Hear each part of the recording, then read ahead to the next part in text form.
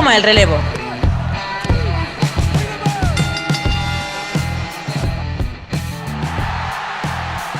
Bienvenidos un día más a Hot Tag, yo soy Santiago Tomasi y hoy en el Wrestling Live vamos a hablar de la carrera de un luchador que por desgracia empezó demasiado tarde en el negocio y eso impidió que llegase mucho más lejos. Me refiero a Primetime Elix Skipper. Recordad que podéis suscribiros, darle a la campanita y seguirnos en Twitter en @HotTagYT. Repito, @HotTagYT. Y es que muchas veces cuando hablamos de que un luchador no triunfa lo relacionamos con alcohol, con drogas, con problemas personales o con que la empresa no le ayudó. Pero pocas veces lo hacemos con el timing. Evidentemente siempre lo hacemos con Muhammad Hassan, porque bueno, lo de Muhammad Hassan, los atentados de Londres son súper obvios, pero no con gente como Elix Skipper. Y es que aquí tendremos que revisar un poco cuándo llegó al wrestling, cómo llegó al wrestling y sobre todo qué timing tuvo eso. ¿Por qué? Porque al final a Elix Skipper, a Primetime, casi todo el mundo le conoce por su paso por TNA. Es más, casi todo el mundo tiene en la cabeza ese histórico Hurricane Rana desde lo alto de una Steel Cage, desde el Six Days of Steel. Pero, ¿por qué nunca triunfó allí? ¿Por qué no estaba en una posición más predominante? Porque tenía más de 40 años. ¿Y qué es lo que había hecho entonces antes? Vayamos al principio. Elix nació el 15 de diciembre de 1967 en Roosevelt, Nueva York. Desde joven muy deportista, empieza a hacer kickboxing, se le da bien, se hace medio profesional, etcétera, etcétera. Y no se interesa por el wrestling hasta el 98. Repito, hasta el 98. Hasta el 98 que tenemos algunos vídeos de muy mala calidad, en la cual se le ve pelear en Virginia. Y tras ello, en el 99, que firma por WCW. Hasta donde sabíamos es que él trabajaba como un manager de McDonald's en Estados Unidos, en el norte de Estados Unidos, y que lo deja para irse a Atlanta a hacer unos tryouts de la Power Plant. Y le cogen. ¿Cuál es el problema? Le cogen en 1999. Elix Skipper ya tiene 32 años. Si hubiera decidido entrar en el mundo del wrestling 2 años antes, hubiera podido estar en ECW, en una empresa que hubiera beneficiado mucho más su talento, o incluso haber entrado en la Power Plant y haber llegado en el 98 y haber debutado en una era más tranquila de WCW. La realidad es que acaba debutando en el año 2000. Primero, evidentemente, en Saturday Night, tiene algún combate en el 99, alguno en el 2000 sin mucho interés, y luego ya en el 2000 como tal, comparte Primetime Elix Skipper dentro de Team Canadá. ¿Cuál es el problema de este Team Canadá? Él no es canadiense. Y no solo es que no sea canadiense, el que él mismo reconoció que no tenía ni puñetera idea de Canadá. Pero está ahí. Y evidentemente le dan el título crucero. Recordemos que este es el push de Lance Storm donde se queda con los 3 títulos midcard de la card.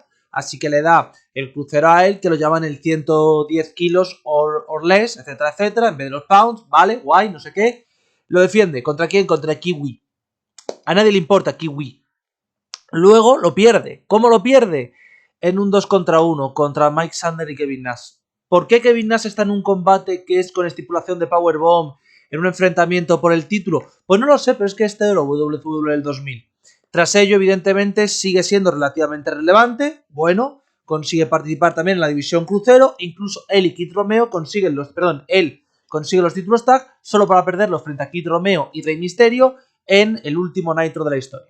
¿Cuál es todo su problema en WCW? Si Elix Skipper llega antes, puede enfrentarse a otros cruceros, puede mostrar su atleticismo y puede mostrar su talento. Llega tarde, con 32 palos, y llega a una división que está ya hundida, donde prácticamente solo queda Rey y Chavo como grandes talentos, donde se han ido el resto de estrellas, y donde la realidad es que hay poco. Y cuando llega a la división tag crucero, es una división tag que ni siquiera existe, prácticamente, porque recordad que si tenían a AJ Styles, a Air Paris, a Rey Mysterio, etcétera, etcétera, la división dura 2 meses, 3 meses, lo que tardan en venderse WWE.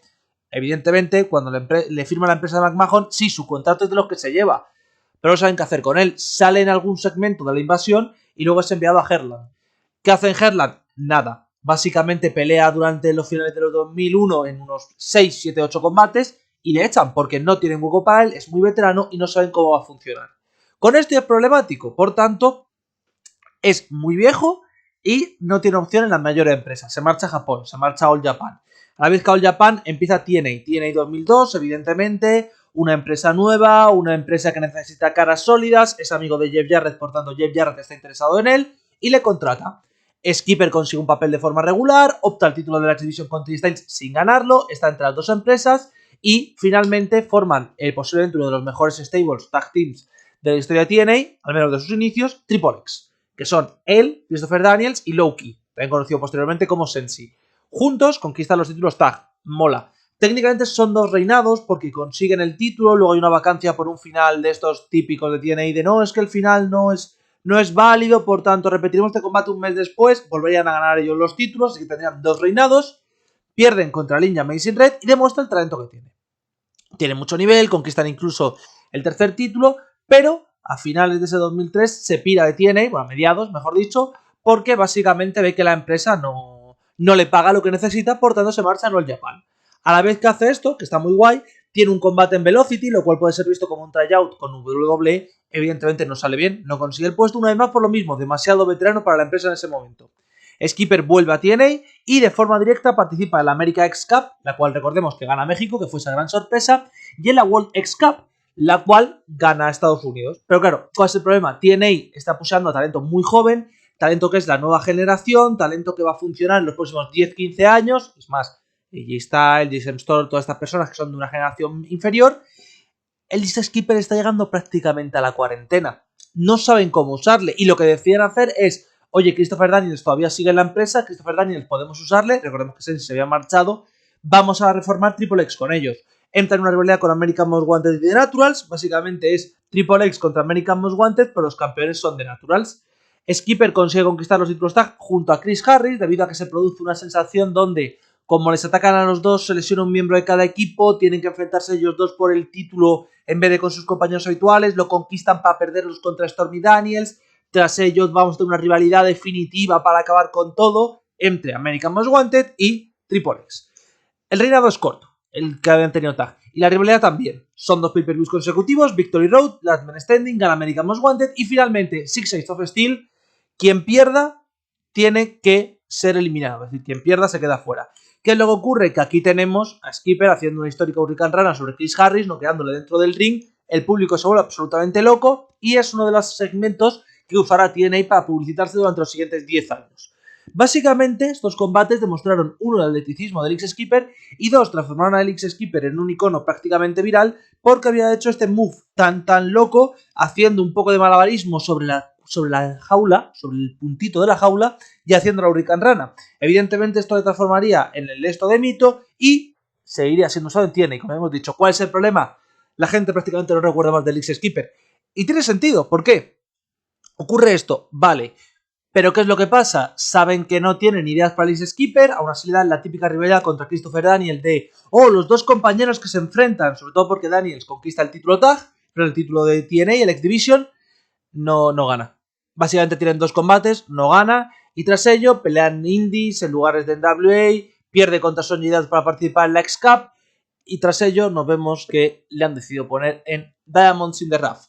Para el que no sepa qué son Diamonds in the Rough, básicamente son Simon Diamond como manager de David Young y Elix Skipper porque les va a llevar a la gloria. La realidad es que se transforman en 2 jobbers de cuidado. David Young ya lo era, Elix Skipper da esa sensación de lo que podía haber sido y no es. Volvemos al mismo problema de antes. A Elix Skipper no le dan el push que se le dan a Daniels, que se le dan a Styles, que se le dan a Sabin, a Shelly, porque consideran que es demasiado mayor y que la empresa no puede fiarse de él a 5, 6, 7 años vista. Es duro, pero es lo que hay. Y evidentemente Elix Skipper está aquí bajo un contrato por aparición. Por tanto, Elix ve cómo pasan los meses, cómo lo usan cada vez menos, cómo cada vez lo usan menos y pide que le dejen salir. El motivo básicamente es, oiga, yo cobro por aparición, ustedes me están usando cada vez menos, si me siguen usando menos, yo cobro menos, mi familia necesita dinero. Además, WWF, que era una empresa que estaba creciendo en aquel momento, le quería firmar con varias fechas y bueno, TNA no estaba muy satisfecha con esta empresa. Y lo que dice Skipper es, vale, genial, pues si no vais a dejar pelear así, dejadme que me vaya y así me gano la vida. Aquí el Skipper tiene un par de entrevistas bastante interesantes porque sacó como una especie de esto, de entrevistas, de gira, tal. Y él lo que decía es, mira, yo peleo porque me gusta, pero yo peleo porque vivo de ello. Entonces, si el wrestling me deja de dar pasta, yo me piraré. Si me tengo que ir a WWE o a All Japan para cobrarlo, haré. Pero de momento, bueno, pues vamos a ver cómo funciona. Y el cómo funciona es que al volver Sensei a la empresa, lo que deciden hacer es volver a traer de vuelta al Skipper. Vale, guay. Reforman Triple X. Vale, guay. En Bound for Glory tienen un Ultimate X donde pelean y se enfrentan en un esto con Lax. Lax gana. Bueno, vale, hasta aquí más o menos. Y de repente, ¿qué es lo que ocurre? Que llega la noticia, básicamente. Tenemos el Fist of Fire, donde deciden echar a Sensei. Perdón, a Daniels. ¿Por qué? Porque jaja, lol, básicamente Daniels querían darle un tiempo de calma de sus personajes clásicos y querían devolverle a un personaje mucho más cómico, Curryman. Vale, ¿cuál es el problema? Que Sensei ve que va a poner una pareja con el X-Skipper, que va a estar una vez más atado a la división tag, y dice Sensei, bueno, pues yo aquí no me interesa estar. ¿Cuál es el problema? Sensei le echan, sí. ¿Y qué ocurre con nuestro amigo Elix Skipper? Bueno, le dan la salida. Que Elix Skipper 4 meses después se tiene que ir a la calle porque ha perdido contra Sackboy en un clasificatorio para el Lockdown, no tiene nada que hacer y se marcha. Pelea de forma mucho menos regular hasta final de 2019, donde se retira en un combate contra Seth Rollins. ¿Pero qué es lo que ocurre antes? Tragedia. ¿A qué me refiero con tragedia? A que estando en su casa de Ohio, matan a uno de sus hijos. Básicamente el Skipper tenía 4 hijos y a su hijo, que estaba en su casa de Ohio, lo matan. Elix, después de esto y después de acabar el wrestling, lo que decide hacer es volver al negocio de la hostelería. Según informan varios artículos, había estado en 5 restaurantes más o menos como manager. Actualmente trabaja en uno en Georgia, en Atlanta, así que se mantiene ahí. Pero todo esto que hemos explicado, ¿qué es lo que significa? Pues que muchas veces, cuando hablamos de wrestling, cuando hablamos de luchadores y cuando hablamos de historias, cuando hacemos esta Wrestling Live, siempre hay un factor interno, un factor de la persona que afecta a su push. Es más, tenemos factores, pues ya lo sabéis, por ejemplo, cuando hemos hablado de Jake the Snake Roberts en el Dark Side, factor alcohol, cuando hemos hablado de Kevin Nash, el factor ego, cuando hemos hablado de Shawn Michaels en las reviews que hacemos, una vez más, factor ego. Yo qué sé qué deciros, luchadores que han tenido enfermedades, luchadores que han pasado cánceres, luchadores que no tenían talento para estar. Es más, por ejemplo, lo que siempre digo, a mí Stacy Keibler me cae genial y es una persona a la cual quiero un montón, pero Stacy Keibler no era una luchadora y ella lo sabía y ella valoraba cuál era su movimiento. Pero todos estaban limitados por algo. Mohamed Hassan está limitado por un personaje super edgy que coincide justo con un atentado que provoca que no pueda funcionar, porque si funciona es un drama. Es decir, todos tienen algo que tú dices, por esto se va a la mierda. Pero luego hay otra clase de luchadores, sobre todo finales de los 90, principios de los 2000, actualmente hay un poco menos, aunque también hay, que tú dices, no han funcionado. ¿Por qué? Porque no han caído bien en la época. ¿A qué me refiero con que no han caído bien en la época? A que normalmente siempre pensamos que cualquier luchador encaja en cualquier momento. Es decir, si Hulk Hogan estuviera en la actualidad funcionaría, si John Cena estuviera en los 80 funcionaría. Posiblemente con otros motivos, con otras motivaciones, pero sí, es posible que sí. Hulk Hogan en la actualidad menos, pero Cena en los 80 sí. Pero si Bryan Danielson, por ejemplo, nace 10 años antes, Bryan Danielson seguramente nunca sería la leyenda que es. Porque, aunque ahora es súper guay, súper guay, fíjate qué tamaño, fíjate qué físico, hace 10 años esos luchadores estaban muy limitados y tenían que tener unas altísimas dosis de carisma para superar esas limitaciones. ¿A qué me refiero? Evidentemente Bryan Danielson es mejor carismáticamente que Dean Malenko, pero posiblemente nunca hubiera sido campeón mundial Bryan Danielson. Ahora mismo lo es, obviamente, como no va a serlo, etcétera, etcétera. Si Elix Skipper nace 10 años antes, no os digo más. Perdón, 10 años antes no. Si Elix Skipper entra 3 años antes en el negocio, Elix Skipper ahora mismo será conocido como A, un luchador ultra talentoso de ECW, B, un luchador de la división crucero WCW que mola un montón. ¿Cómo es recordado? Como un pavo que estuvo al final. Porque nadie se acuerda del final de WCW. El final de WCW es desastroso, es dantesco, tiene muchas cosas mal, pero también tenía talento. Es más, Elix Skipper tiene combates bastante buenos y el torneo Tag Crucero es bastante decente. Es WCW 2001, ¿vale? Pero es bastante decente. Pero una vez más, WCW ahí le pusea porque todo el talento joven ya se ha ido. Él no es un talento joven. Y lo mismo le ocurre, exactamente lo mismo, cuando llega a WWF. No es que sea que WWF no ve talento en él. Es que se encuentran con un pavo que tiene 30 y pico años cuando el cartel medio de peña que viene de WCW tiene 20 y pocos. Y lo que dice es, este tío es del 67, este tío es de más o menos de la edad de nuestras principales estrellas, no va a crecer lo suficiente para coronarse como. Entonces le tenemos que dejar ir. Igual ocurre en TNA. TNA, una empresa súper pionera de talento joven, de talento que tiene que crecer, de talento establecido. Elix Skipper no es un talento establecido, es decir, no es un Sting, no es un Jeff Jarrett, no es nadie así, pero tampoco es un AJ Styles, tampoco es un Christopher Daniels, tampoco es un Chris Sabin, tampoco es alguien que puedas decir, este chaval va a petarlo a futuro. No puedes, es más, sé que alguno me va a decir con cierta razón, Christopher Daniels es prácticamente de la misma época, más o menos, ¿vale? La diferencia que se llevan creo que es de un año, más o menos, o 2, incluso como mucho, pero es que se llevan 3 años, ¿vale? Christopher Daniels tiene 51. Aún así, cuando Christopher Daniels llega a TNA y a Ring of Honor, me da igual a cuál de las dos empresas, llega con un bagaje de prácticamente casi 30 años, bueno, 30 no, pero casi 10 años en el negocio, muchísimo talento y pertenece a veteranos establecidos que pueden ayudar, igual que Jerry Lynn, igual que estos. Elix Skipper tiene la edad de Jerry y de Christopher Daniels, pero no tiene el bagaje. Simplemente es un pavo que luce bien en el ring y ya está. ¿Qué es lo duro de esto? Que si tú vas a sus títulos, tiene un título crucero, que está guay, un título tag team de WCW, crucero, bueno, existen, ¿vale? Solo hay 2 campeones en la historia, y tiene 4 títulos por parejas de NWA. Que está muy bien tener 4 títulos por pareja de NWA, pero que es un palmarés, por así decirlo, que es muy poco valorado. Claro, decimos esto y estamos hablando, ¿por qué haces una Wrestling Live? Precisamente por la jaula. Vais a ver cómo es la miniatura, obviamente, yo no corto, es decir, esto lo digo muy en serio, es su momento más recordado, por tanto, en la miniatura, pero es que esa Hurricane Rana, ese momento en en TNA, perdón, demuestra lo que era TNA. Es que eso es lo cachondo, que, a pesar de su edad, a pesar de tal, representa lo que quería representar TNA. No hay límites, no hay barreras, todo está permitido, la locura no fue aceptada, sino que es aplaudido. Y él representaba eso. Y lo representaba mucho mejor que el resto de la X Division. ¿Por qué? Porque el resto de la X Division eran o A, talento sin contrastar, talento muy joven, talento que podía triunfar y talento que no tenía nada que perder, o veteranos del negocio que ya tenían todo hecho, que habían sido mid-carders durante toda su carrera, que se sabía que tenían un talento in-ring descomunal y que podían funcionar, que eran muy valiosos para la empresa y por tanto eran muy valorados. Y luego estaba Elix. Elix, 35 años, cuando acabamos de ver su carrera, 41 años. En una empresa donde ya tienes veteranos establecidos, veteranos que funcionan muy bien, donde tienes jóvenes que funcionan muy bien y justo en un cambio generacional.